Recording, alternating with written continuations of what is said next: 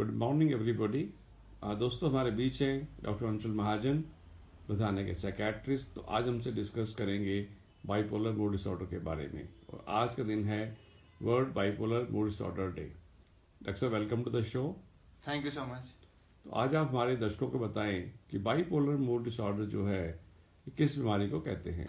देखिए, bipolar mood disorder एक प्रकार का मूड डिसऑर्डर होता है जिसमें पेशेंट के दो एक्सट्रीम्स ऑफ मूड होते हैं, हाई मूड यानी कि मेनिया और लो मूड यानी कि डिप्रेशन।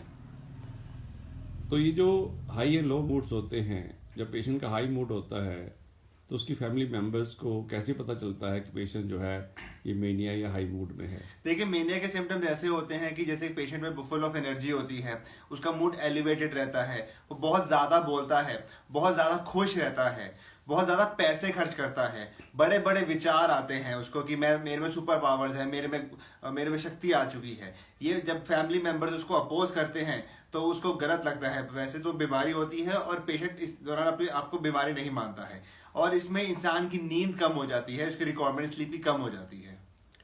तो डॉक्टर, पेशेंट जो है हाई मूड में वायलेंट भी हो सकता है, अग्रेसिव भी हो सकता है। जी हाँ, बिल्कुल वायलेंट भी हो सकता है। और ये जो एपिसोड्स होते हैं ये 7 से 10 दिन तक होते हैं, और यदि ट्रीटमेंट ना की जाए तो कुछ महीने तक भी ये जा सकते हैं।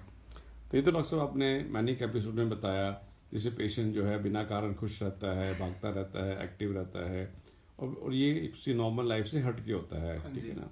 ये सिम्टम रूटीन में उसकी लाइफ में नहीं होते। बहुत पैसे खर्चता है, शॉपिंग करता है। तो ये बताइए, जो डिप्रेसिव फेज होता है इसके सिम्टम्स क्या होते हैं। देखिए, डिप्रेसिव फेज में जब पेशेंट आता है तो उसका मन बिल्कुल उदास रहता है, उसको छोटी छोटी बातों पे रोने का मन करता है, काम पे ध्यान नहीं लगा पाता है, और आसपास में क्या हो रहा है उसको कोई इंटरेस्ट नहीं रहता है। फैमिली मेंबर्स रिपोर्ट करते हैं कि सर ये हमसे इंटरेक्शन नहीं करता है, अकेला ही रहता है। और जब डिप्रेशन की मात्रा बढ़ जाती है तो उसमें सुसाइडल के आइडियाज यानी कि आत्महत्या के आइडियाज आते हैं, और आत्महत्या करने की कोशिश भी करता है। उसको आसपास की चीजें कोई अच्छी नहीं लगती है, उसकी सोच ही नेगेटिव हो जाती है। तो आपका कहने का मतलब है कि जो बाइपोलर मूड डिसऑर्डर के पेशेंट है, इसको डिप्रेशन के फेजेस भी आते हैं और उसको मेनिया के फेज भी आते हैं। बिल्कुल जी, बिल्कुल। तो ये बताइए कि इसके आम कारण क्या है, साधारण कारण क्या है। इसके आम कारण जैसे कि जेनेटिक या फिर किसी की family history of bipolar disorder है तो फैमिली में रन करता है। दूसरा, जैसे कि आजकल स्ट्रेस बढ़ता जा रहा है, स्ट्रेस के बढ़ने से भी बाइपोलर डिसऑर्डर प्रेसिपिटेट हो जाता है या फिर लोगों में पाया जाता है। तीसरा, जो लोग एडिक्शन की तरफ जाते हैं यानी कि अल्कोहल, देखा गया है कि उसकी वजह से भी बाइपोलर डिसऑर्डर की संभावना बढ़ जाती है। सो जिस पेशेंट में जेनेटिक फैक्टर्स होते हैं, हेरिडिटरी फैक्टर्स हैं, आपके कहने का मतलब है कि जब आदमी को इंटॉक्सिकेटिंग ड्रग यूज करता है, तो अल्कोहल यूज करता है, तो ये बीमारी जो है जाग जाती है। तो ऐसे पेशेंट के बारे में, जब पेशेंट को मेनिया होता है तो डिप्रेशन होता है, तो हमें क्या करना चाहिए, फैमिली मेंबर को क्या करना चाहिए।